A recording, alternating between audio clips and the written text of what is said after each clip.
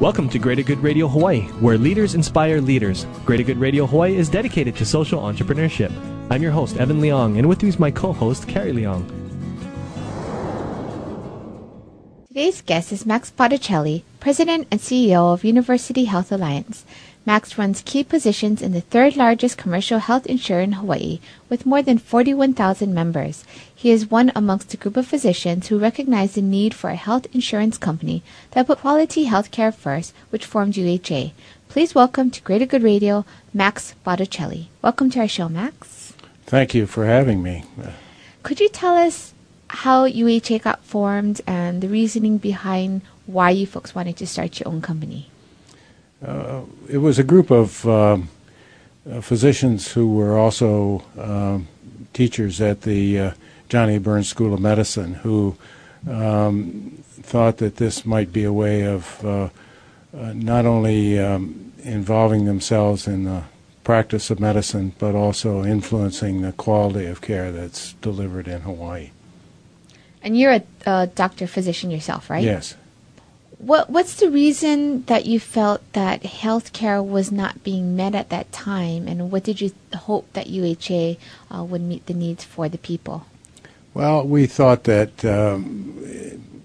first of all, healthcare needs were being met, but we thought that it could be met a little bit better if physicians were actually involved in a company that was offering insurance to health insurance to patients.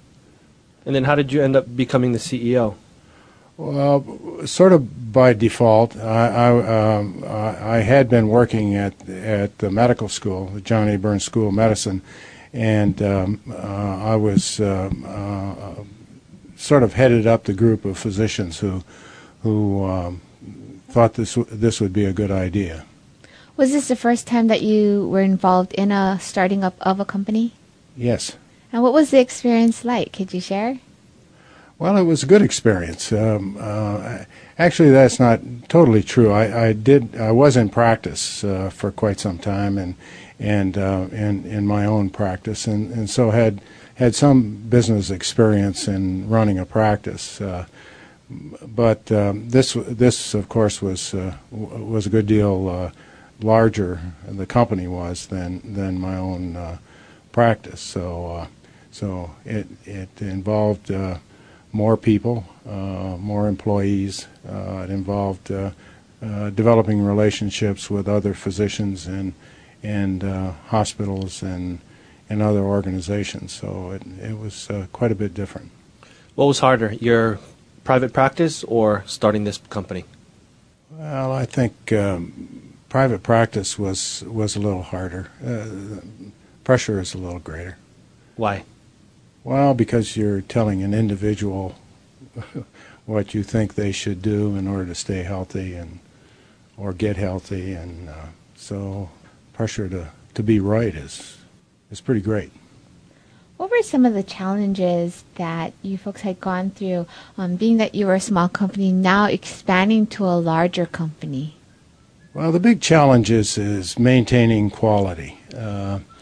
And we've tried to be careful in growing. We didn't want to grow too fast because we didn't want to outgrow our capabilities, and so we termed it intelligent growth, and I think we've met our goals over the past several years, and I think it's worked out quite well. But the big challenge is quality and serving people well, making sure that your members are cared for, making sure that your associates or employees are cared for and are rewarded adequately.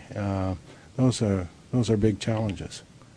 What was it like for you running your own private practice, and then now, having partners where you folks are going to combine forces, and it's not like you just making your own decision now. You kind of consult with each other as a team. Yeah, big difference, and it's difficult for physicians to learn how to make decisions, system-wide decisions, decisions that create a systematic approach to certain problems. because as a physician, your decision making is all one-on-one. It's one particular human being who needs a particular form of treatment or care, and so you try to design it for that particular individual. In a company, you have to develop a system that can take care of many individuals, and it's a big difference. But don't you think that for doctors in private practice, they should implement some type of system as well so that they can keep up? Yeah, I think they should, but it's a little difficult to do that, and because of the nature of the practice of medicine.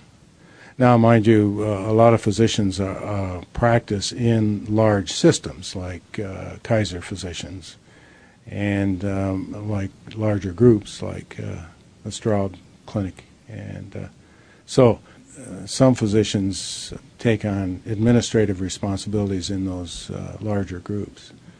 But individual physicians like to think about their patient and what to do about that particular patient, that individual.